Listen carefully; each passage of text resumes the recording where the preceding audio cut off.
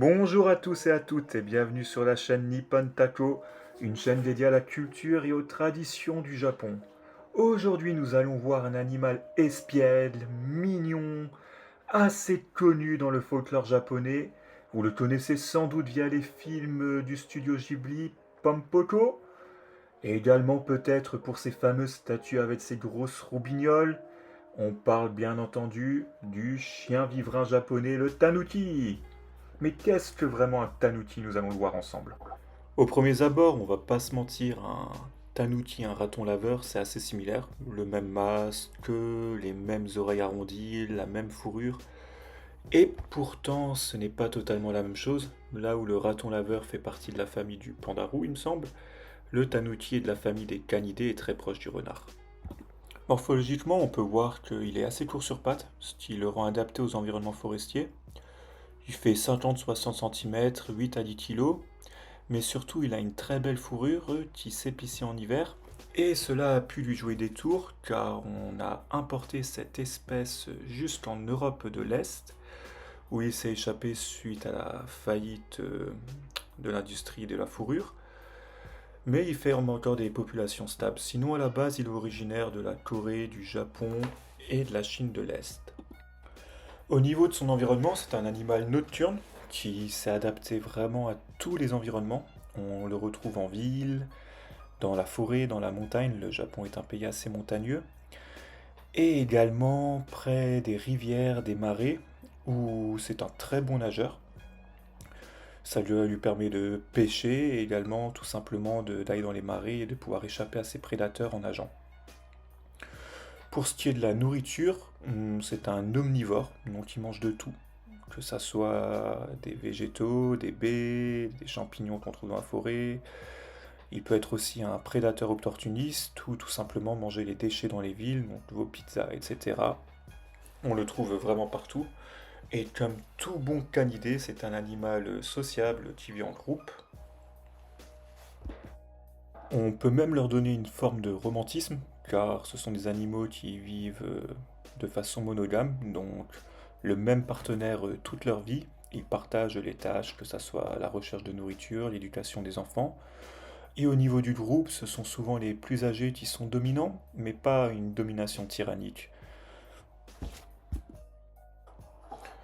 Au contraire, ce sont plutôt des animaux qui sont joueurs, qui aiment se faire des câlins pour maintenir la cohésion du groupe.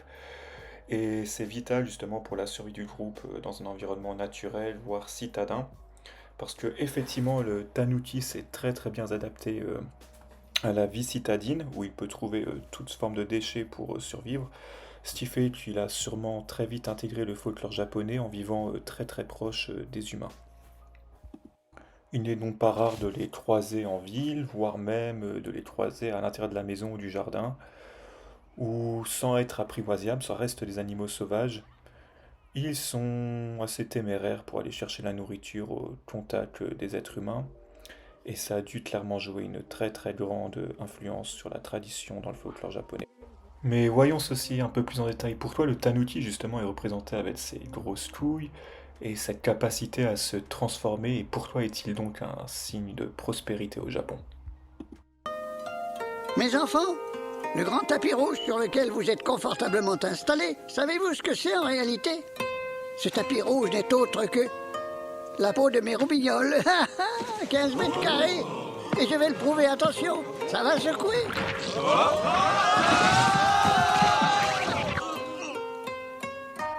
En effet, les artisans japonais ont très vite compris que la peau du tanuki avait une élasticité très forte, et en particulier la peau de ses testicules, et cela a pu aider pour de nombreux arts traditionnels japonais dont le Kanazawa Aku. Au Japon, les métallurgistes avaient une tâche particulièrement délicate: marteler de l'or en feuilles extrêmement fines utilisées pour la dorure et d'autres applications. Pour ce faire, ils utilisaient des surfaces élastiques qui pouvaient supporter la pression et la force du martelage sans se déchirer.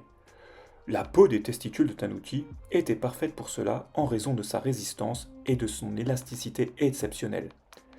Les métallurgistes plaçaient la peau de tanuki sur une surface plane et martelaient l'or dessus, sachant que la peau pouvait s'étirer et revenir à sa forme originale sans se déchirer.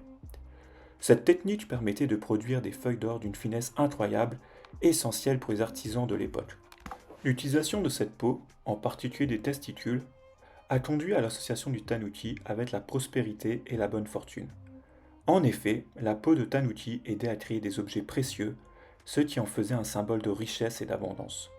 C'est ainsi que dans l'imaginaire populaire, le tanuki est devenu un symbole de chance et de transformation.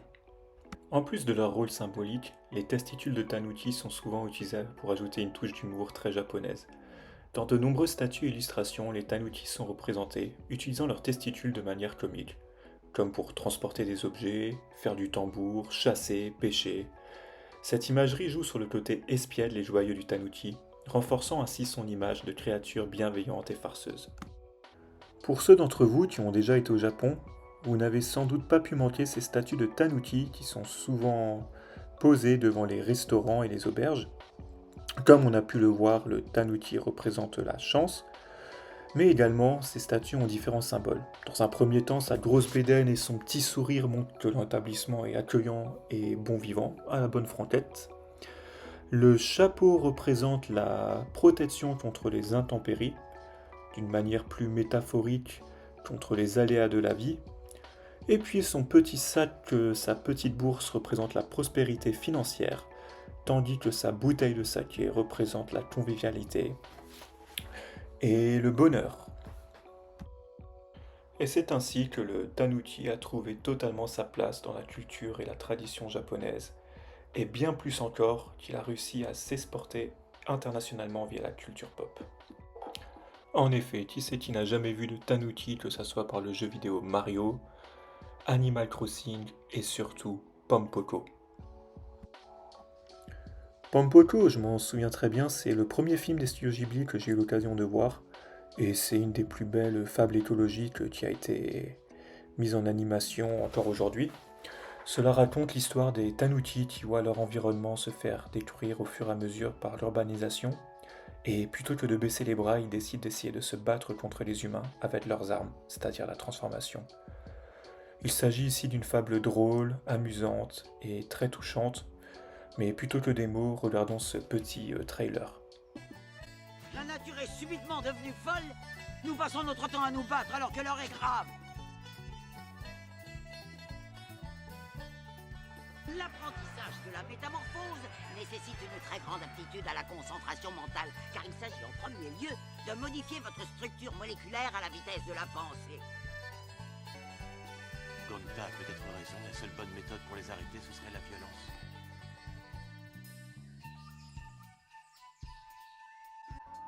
Donc je vous invite vraiment à regarder Pompoko parce que pour connaître les tanuki et s'y attacher, il n'y a pas mieux. Puis comment passer à côté de Tom Nook? Les fans d'Animal Crossing le connaissent sûrement. C'est un personnage basé sur le tanuki et un entrepreneur astucieux reflétant le côté rusé et adaptable du tanuki qui essaiera toujours de vous prendre toutes vos thunes. J'ai jamais compris le but de ce jeu d'ailleurs. Jouer pour gagner de l'argent dans un but capitaliste, mais le tanuki est bien représenté dans ce jeu. Et enfin, comment faire obstruction de Mario qui dans Super Mario Bros 3 peut revêtir un costume de tanuki qui lui permet de voler et de se transformer en statue, montrant à nouveau les pouvoirs des tanuki. Le tanuki a su donc se faire une place de choix dans la culture pop japonaise, de l'animation aux jeux vidéo en passant par les mangas et les animes. Cette créature légendaire continue de captiver l'imagination avec ses pouvoirs magiques et son esprit espiègle. Si vous avez aimé cette vidéo, n'oubliez pas de liker, de vous abonner et de laisser un commentaire. Merci d'avoir regardé et à bientôt pour des nouvelles découvertes culturelles sur le Japon.